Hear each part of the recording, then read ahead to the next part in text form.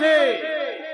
এবার উইকেটের পর উইকেট ফেলে এই দুনিয়ার সব সততাকে আমি বোল্ড করে ছাড়বো। রজত, রজত নাম আমার। একা একা কার সাথে কথা বলছেন? নিজের সাথে ডার্লিং। ও তাই নাকি? এনিওয়ে এখন বলুন তো আপনি আমাকে এখানে থাকতে বলেছেন কেন? অবশ্য অনেক তো রাত হলো, এবার বাড়ি যেতে দিন। না ডার্লিং, আমার হৃদয় পিঞ্জর থেকে আমি তোমাকে কোথাও যেতে দেবো না। রাত যত পারবে নেশাও তত জমবে, আর ততই জমাট বাঁধবে তোমার আর আমার নিকেল করা ভালোবাসা। রজত বাবু, এর মধ্যে আপনি আমাকে ভালোবেসে ফেলেন। তবে আমার ভালোবাসার বাসাতে ডিম পাড়তে গেলে যে অনেক মানি লাগে, অনেক মানি। মোর দেন মানি। জানি দেবো মানি, মোর মানি, তার সাথে মানিও দেব। আমি এত কিছু তো সব তোমারই জন্য করছি ডার্লিং। ও তাই? রিয়েলি? তুমি সত্যি বলছো? হ্যাঁ, এই টাকা গয়না বাড়ি গাড়ি সব আমার জন্য। তাই তো আজ আমার তোমাকে জড়িয়ে ধরে একটা গান গাইতে ইচ্ছে করছে। সুদিল संगवा खटिया पे, सुदिल संगवा खटिया पे, सजाई के सैया जी दिलवा मांगे गमछा बिछाई के, सैया जी दिलवा मांगे गमछा बिछाई के,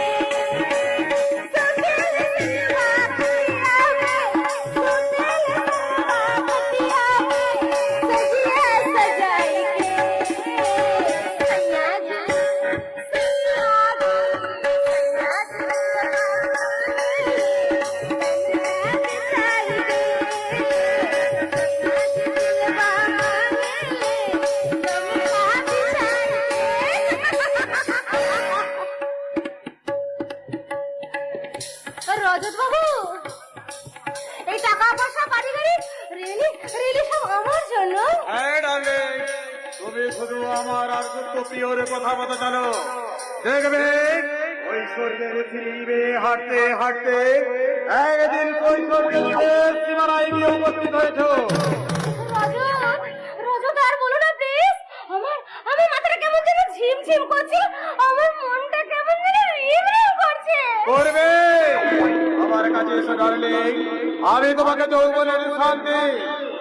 ও রজত, মাই সুইট হার্ট। ও মাই সুইট হার্ট। আমার যে প্রতিরাতে তোমার এই হাত ছোঁয়াই পেতে চাই। পাবে পাবে, আমিও আর পারছি না। বেডরুমে চলো ডার্লিং। রজত বাবু,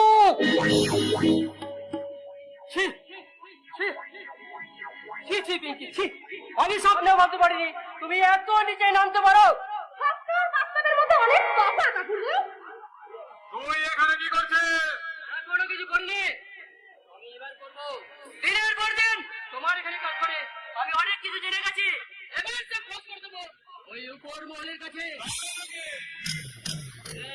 আমি চিৎকার করে বলবো, গত 30 বছর ধরে এই পশ্চিমবাংলার বিভিন্ন হাসপাতালে সদ্যজাত শিশুকে চুরি করে তার গোপনে বিক্রয় করে তোমাদের ধান্দা। গ্রামের উন্নয়নের পুরো টাকা তুমি আর সত্য প্রিয় হজম করছো। একদিবারের জীবনে বেতনকে তোমরা বম্বের প্রতিটা পল্লীতে মাত্র 20,000 টাকার বিনিময়ে বিক্রয় করে দিচ্ছ। তোমার বয়ফ্রেন্ড তো দেখছি বড্ড বেশি মারামারি করছে। তাই তো দেখছি। তবে ওর মতো একটা অনকালচার ছেলে আমার ফ্রেন্ড বলতেও আমার লজ্জা করছে। তুমি যদি এক্ষুনি এখান থেকে চলে না যাও তাহলে কিন্তু। হ্যাঁ, চলে তো যাবোই। তুমি কি ভেবেছো লোকের সামনে দাঁড়িয়ে দাঁড়িয়ে তোমার এই অধঃপতনের দৃশ্য দেখবো? চলি রজত বাবু।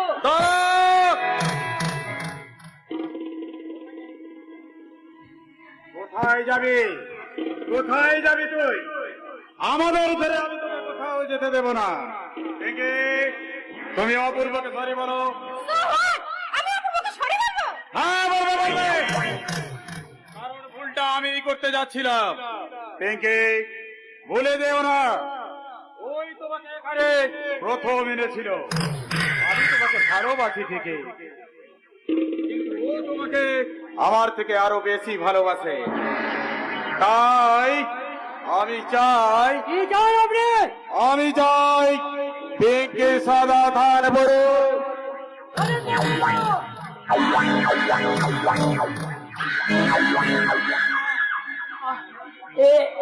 আপনি করলেন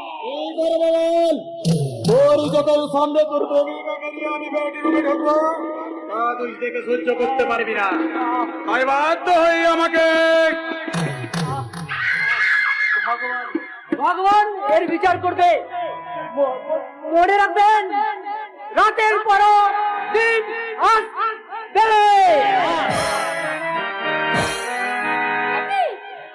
আপনি ওকে যেতে দিলেন? ও যদি বাইরে গিয়ে সবাইকে সবকিছু বলে দেয়? রাজা রাজত নাম আমার, রাস্তায় মুখ থুবড়ে পড়ে মায়ের ভোগে চলে যাবে, ব্যাস, আর কোনো সাক্ষী টাকি থাকলো না। অযোধ্যা, অযোধ্যা, এই যে অযোধ্যা, আরে তুমি এইখানে, তোমার সাথে আমার খুব দরকার। কি বলে বল? তুমি যে পাগল টাকা মারতে পারিছিলে, এলাকা গৃহস্থের বাড়িতে ঢুকে পড়ে আমাদের হাত থেকে বেঁচে গেছে।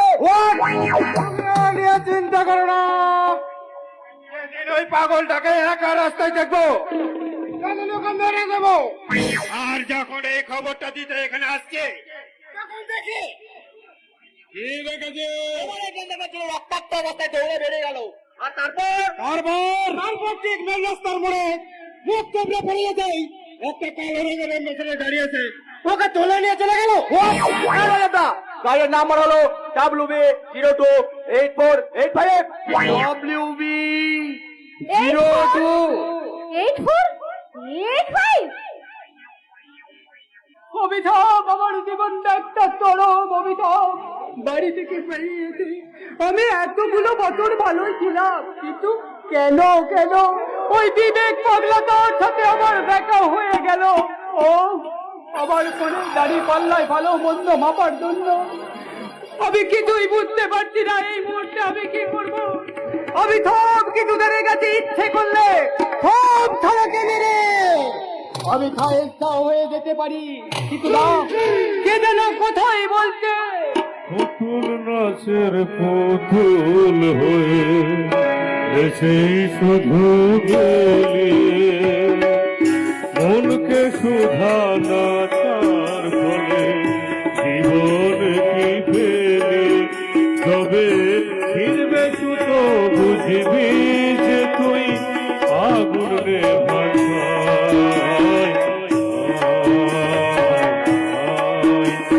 আধার থেকে ফেরার পথ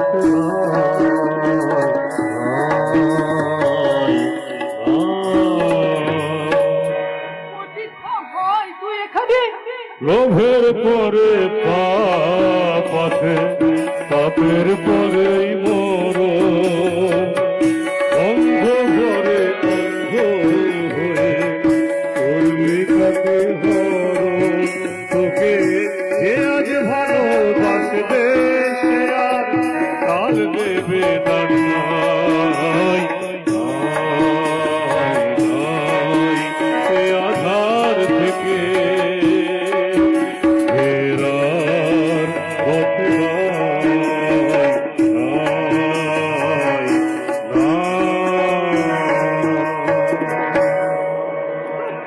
চুপ কর ভাই, তুই চুপ কর। তুই এখানে কেন এসেছিস ভাই? তোর কি চাই? এই অন্ধকার জগৎ থেকে ফিরিয়ে নিয়ে যেতে এসেছিস দাদা। তুই যে কিসের ব্যবসা করিস সেটা আমার কাছে স্পষ্ট। এই পথে যে বিনা শনি মারছ দাদা, তুই তাহলে আমাকে জ্ঞান দিতে এসেছিস ভাই, নাকি ওই জ্ঞানের ভয় দেখাচ্ছিস? আমি তোকে ভয় নয়, আমি তোকে ওই বাস্তবটা দেখাতে চাইছি। আর ধ্বংসের কথা বলছিস? ধ্বংস তো শুরু হয়ে গেছে। শুরু হয়ে গেছে? হ্যাঁ, ধ্বংস শুরু হয়ে গেছে। ওই মেদিনীপুর ভাগ হলো, ধ্বংস হলো কোথাও। এখনো প্রতিদিন ধ্বংস হচ্ছে হাজার হাজার মেয়ে। তবু ধনঞ্জয়ের ফাঁসি হলো, এখানে ধ্বংস হয়েছিল মোদাগর। কবি সম্মেলন হয়, তবু কবিগুরু নোবেল পুরস্কারটা পাওয়া গেল না। এখানে ধ্বংস হয়েছিল অধ্যক্ষ। ওই জল বাচ্চার চোখ যেদিন খুবলে খুবলে গিয়েছিল সেদিন ধ্বংস হয়েছিল মানবতা। ওই দেখতে দেখতেই ঘরের বউটা যেদিন স্বামীদের ভাতে নুন দিতে বলে যায় সেদিন ধ্বংস হয়েছিল ভালোবাসা। আজকের দিনে অবৈধ সন্তান হয়ে জন্মে যদি গুন্ডা হয়ে যায় তার তো অনেক, কিন্তু বৈধ সন্তান হয়ে যদি দেখলাম দেই তাও তো কানা করিও নয় রে দাদা, কানা করিও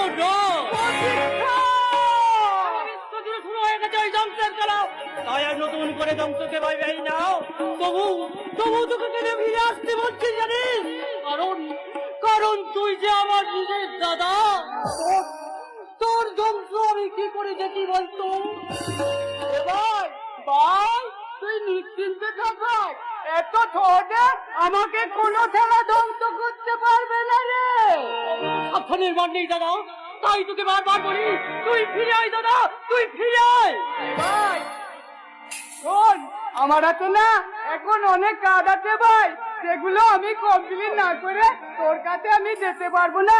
তুই তুই এখান থেকে চলে যা ভাই, এখান থেকে তুই চলে যা। তুই কিছু ভুল করছিস দাদা, ওই অসৎ পথের হেলিকপ্টার সেই সৎ পথের আলোচিত পথ অনেক অনেক ভালো রে দাদা, অনেক ভালো। এই একটা জিনিস যা বিনে পয়সায় পাওয়া যায়,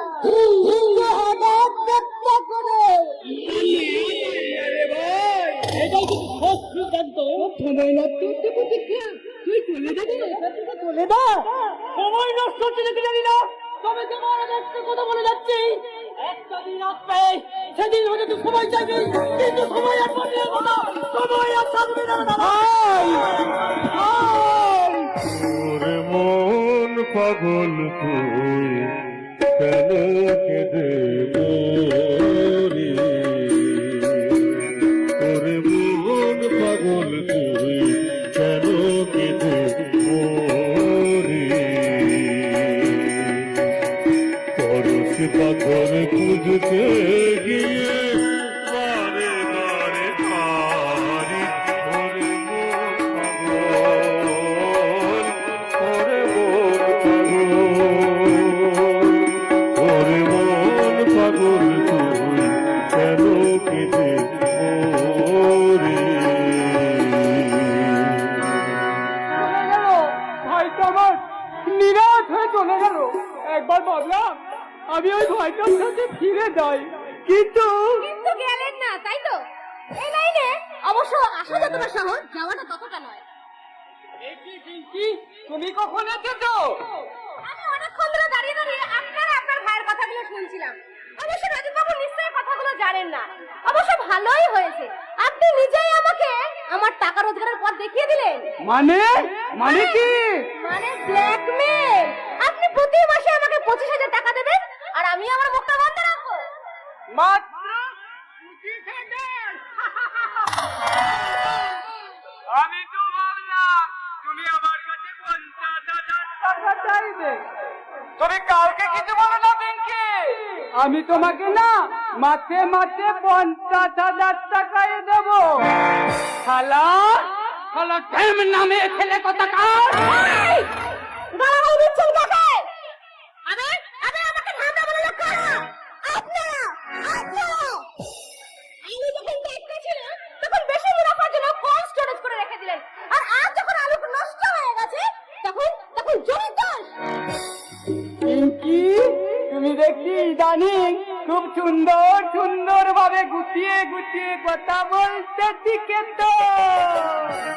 এনিওয়ে এতগুলো টাকা দিয়ে আমি তোমাকে দেব, ওই রজতটা যদি জানতে পারে তাহলে রজতকে কি বলবে বলো তো? কি বলবো বলে দিন, আপনি যা শিখিয়ে দেবেন তাই বলবো। কি বলা যায় বলো তো? হ্যাঁ, তুমি রজতকে বলবে তোমার গলবেলা দ্বারে স্টোন হয়ে যাবে, জন্ডিস কিংবা মারাত্মক একটা অসুখ করেছে, তাই চিকিৎসার জন্য তুই এই টাকাগুলো না আমার কাছ থেকে ধার নিচ্ছ। ওকে, ঠিক আছে তাই বলবো। এবার বলুন তো এই মাসের টাকাটা আপনি কখন দিচ্ছেন? আজ এক্ষুনি। তবে কি জানো পিঙ্কি, এই ছোট্ট প্রিয়র কাছ থেকে যারা জোর করে টাকা আদায় করেছে তারা আজ পর্যন্ত এ টাকা কেউ হজম করতে পারেনি, বদহজম হয়ে একেবারে মায়ের ভোগে চলে গেছে। আপনাকে ভাবতে হবে না, আমার হজম শক্তিটা অনেক বেশি। আর আর তাই জন্য আমি যে কোনো জিনিস চট করে হজম করে নিতে পারি। আর এটা মনে রাখবেন, আপনি যদি হন বুনো ওল, তবে আমিও বাগাতে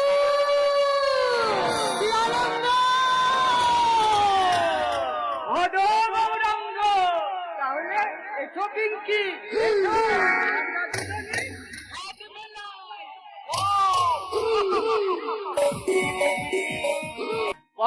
পারছি না আমি এই পোশাকটা পরে কিছুতেই স্থির থাকতে পারছি না। আবার নীতি কর্তব্যের পথগুলো আমাকে থেকে হাহাকার করে হাসছে। ওই সম্পর্কের হাত করিতে আজ আমি নীতিহীনতার কাঠ গোড়ায় দাঁড়িয়ে থাকা একজন আসামি। আসবো স্যার, আসবো। বুঝি আর কি করবেন? আমার মতো একটা অসহায় মানুষের কাছে সুবিচার চা বাবা আশাটা ত্যাগ করুন। আইন যখন আইনিভাবে তৈরি হয়, ওই অরাজকতার নাট্যভাবে ইন্টেনশন কেয়ারে করছে। সবই বুঝতে পারছি স্যার, তবু একজন মানুষ হিসেবে বলবো আপনি ভেঙে পড়বেন না স্যার। ভেঙে পড়বো না বাড়ি? এই কনস্টেবল বংশীলাল থানা এই আর আমি এই মুহূর্তে থানায় একটা স্টাফ নেই। ভাবতে পারে এরপর চোখের সামনে কোনো ক্রাইম দেখলে আমাদের ফোর্স নেই বলে চুপ করে থাকতে হবে। এরপরও কি আপনি বলবেন আমি ভেঙে পড়বো না? না, পড়বেন না, কারণ আপনাকে ভেঙে পড়তে আমরা দেখতে পারবো না। কিন্তু থানার এই বাকি স্টাফরা গেছেন কোথায়? কোথায় আবার? ছুটিতে। ওই সেকেন্ড অফিসারের দাদার বোনের পিস্তত ননদের ছেলের বিয়ে, উনি ওখানে গেছেন। আর মেজবাবু ঠাকুমার কাকাবাবু মারা গেছেন, উনি ওখানে গেছেন। কিন্তু অ্যাডিশনাল অফিসার থাকার কথা। ওরে বাবা, ওনার আবার অনেক কাজ। ওরা 30 বছর বয়সে মাধ্যমিকে 3-3 ব্যাক করে একজন রিক্সাওয়ালাকে বিয়ে করে পালিয়ে গেছে। উনি পুলিশ হয়েও তার খুঁজে বার করতে পারেনি, তাই কামাখ্যাতে গেছেন তান্ত্রিক দিয়ে মেয়ে জামাইকে খুঁজে বার করতে। এসব কি বলছেন স্যার? আরো আছে মহাদেব বাবু, আর আছে। এই থানাতে 4-4 জন কনস্টেবল আছে। ওই বংশীলাল ছাড়া বাকি সব ফুটবল খেলে চাকরি পেয়েছে। তাই বাকি 3 জন পুলিশ ফুটবল টিমের হয়ে পাটনাতে ফুটবল খেলতে গেছে। এই ওসি মায়ের ভোগে যাক, তাতে কার কি এসে গেল গোসাই। আসার সময় তো থানার সামনে ওই জিপটা দেখলাম না। এই ওয়েস্ট বেঙ্গলের থানার চিফ থানায় থাকে না মহাদেব বাবু, থাকে ওই নেতা মন্ত্রীদের বাড়িতে। ওনারা কখন কোথায় দেশের গোষ্ঠী ষষ্ঠী পুজো করতে যাবে, তার আগে পুলিশের জিপে সাইলেন্ট বাজিয়ে না গেলে ওদের ইজ্জত নষ্ট হয়ে যাবে না। আমাকে 7 দিনের ছুটি দিতে হবে স্যার। আমি দেশে যাব, আমার বাচ্চা হবে। আমার বাচ্চা হবে মানে আমার বইয়ের বাচ্চা হবে। তাহলে চিন্তা করুন মহাদেব বাবু, একেও ছুটি দিতে হবে। এরপর যখন ফুটো চকটাত হয়ে থানায় কোনো কাজ না করে আমি বসে থাকবো, তখন ওই জনতা আমাকে ঘেরাও করবে। সাংবাদিকরা তখন পুলিশের মা মাসি উদ্ধার করে দেবে। তখন রোজগারের মতো আমাদের দাঁত গেলিয়ে বলতে হবে সবাই চায় তদন্ত করছি। কিন্তু একসাথে সব দাবদের যে ছুটি দেওয়ার নিয়ম নেই স্যার। এরা তো কোনো নিয়মে ধার ধারে না মহাদেব বাবু। এদের যা ইচ্ছে না তাই করে, কারণ এরা হলো পার্টির লোক। বুঝতে পারছি স্যার, বুঝতে পারছি। এই আপনার মতো সব অফিসারদের হাজার চেষ্টা তো আমাদের ভাগ্য ফিরবে না। এই সোর্সের মধ্যেই ভূত স্যার, সোর্সের মধ্যেই ভূত। ঠিক করে দিতাম মহাদেব বাবু, ঠিক করে দিতাম। যদি আমার হাতে ক্ষমতা থাকতো তাহলে সব কটাকে রাম পেতে দিয়ে একেবারে ঠান্ডা করে দিতাম। ওই সত্য যেটা তারপর পর্যন্ত ঠিক ছিল মহাদেব বাবু, এই কলিযুগকে একেবারে কেলেঙ্কারি করে দিয়েছে। তাহলে এখন কি করবেন স্যার? তারপর ওই শয়তানগুলোকে গ্রেফতার করবে। গ্রেফতার আপনাকে কোথায় যেন দেখেছি বলুন তো? ও হ্যাঁ হ্যাঁ, মনে পড়েছে। সেই দিন তো রাস্তাতে আপনার সাথে আবার দেখা হয়েছিল। শুধু রাস্তা কি না, এর আগেও আমাদের দিকে আমার দিকে ভালো করে তাকিয়ে দেখুন না। দেখুন তো ঠিক মনে করতে পারছেন কি না? নিশিগঞ্জ জেনারেল হাসপাতালের ওয়ার্ড বয় বৃন্দাবন কর্মকার। বৃন্দাবন কর্মকার? হ্যাঁ, আজ থেকে 25 বছর আগে ওই অন্তঃসত্ত্বা অবস্থায় আমি যখন ওই হাসপাতালে ভর্তি হই, তখন ওই বৃন্দাবন ছিল সেই হাসপাতালের ওয়ার্ড বয়। নিশিগঞ্জ সহ হাসপাতালের আশেপাশে তখন বাচ্চা চুরি হচ্ছিল, আর সেই রাত্রে আমার বাচ্চাটাও চুরি হয়ে যায়। তাই তো অপরাধের হাত বাড়িয়ে দিচ্ছি, আমাকে